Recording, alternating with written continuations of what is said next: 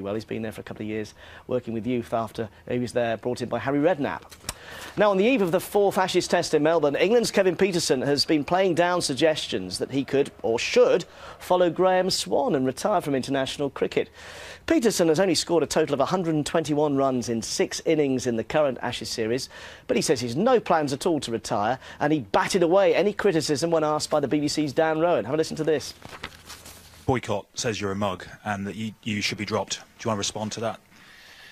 I have the greatest admiration for Jeffrey Boycott for what he achieved for England, but I think the way Jeffrey played and the way I play are totally different.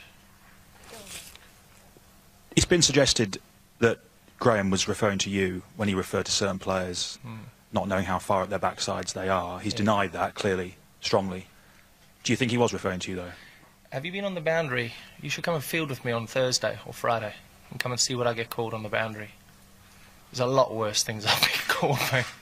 But yesterday was a family day, and I'm not giving any energy to what happened yesterday. The only energy I've got on this tour left in me is for Melbourne on the 26th, training today, training tomorrow, and Sydney.